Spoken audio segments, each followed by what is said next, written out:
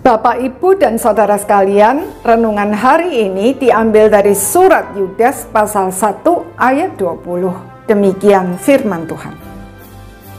Akan tetapi kamu, saudara-saudaraku yang kekasih, bangunlah dirimu sendiri di atas dasar imanmu yang paling suci, dan berdoalah di dalam Roh Kudus.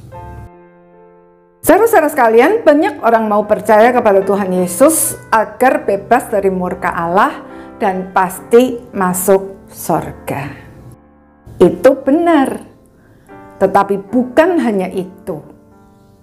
Kalau hanya itu, setelah kita percaya dan menerima Kristus, tentunya Tuhan langsung membawa kita ke surga. Tetapi kenyataannya tidak demikian. Setelah kita diselamatkan dari murka Allah, Tuhan masih memberi kepada kita kesempatan hidup di dunia. Karena kita masih perlu dimurnikan agar cocok dengan kehidupan kekal di sorga. Karakter kita masih perlu dibentuk agar serupa dengan Tuhan Yesus.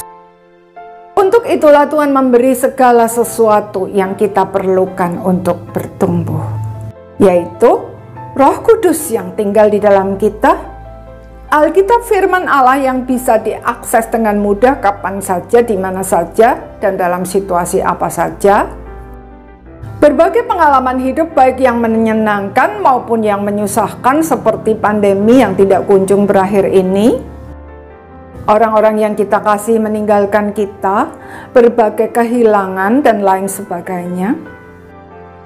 Semua yang kita butuhkan Tuhan sudah sediakan. Namun ada bagian yang harus kita lakukan, yaitu memberi diri untuk dimurnikan dan dibentuk menurut kehendaknya. Bangunlah dirimu sendiri di atas dasar imanmu yang paling suci. Itu adalah kalimat perintah. Jadi, kitalah yang harus melakukannya di sepanjang hidup kita melalui sarana yang sudah Tuhan sediakan tersebut. Berdasarkan iman kepada Tuhan Yesus dan pertolongan Roh Kudus, kita bisa membaca firman Tuhan serta merenungkannya, dan dengan kebenaran firman Tuhan itu kita merespon semua hal yang terjadi dalam hidup kita. Jadi iman itu aktif, bukan pasif. Ketika orang yang kita kasih tiba-tiba terpapar COVID, lalu masuk rumah sakit dan sejak itu tidak pernah kembali lagi ke rumah karena langsung pulang ke rumah Bapa, adalah wajar jika berbagai perasaan berkecamuk dalam hati kita, sedih, marah, limbung, kita bagaikan daun kering yang jatuh ditiup angin. Lalu muncul berbagai pertanyaan mengapa di dalam hati kita, dan kita tidak tahu kemana harus mencari jawab dan lain sebagainya. Disitulah iman kita dilatih untuk berperan.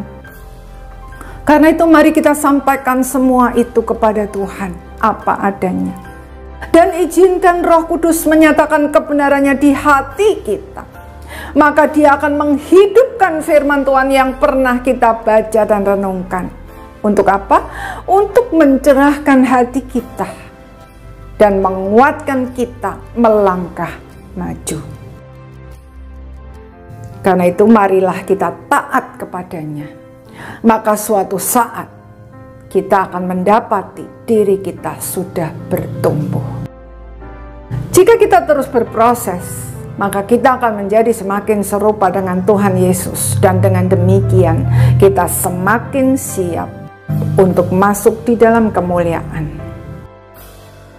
Sudahkah kita memulai proses ini? Amin.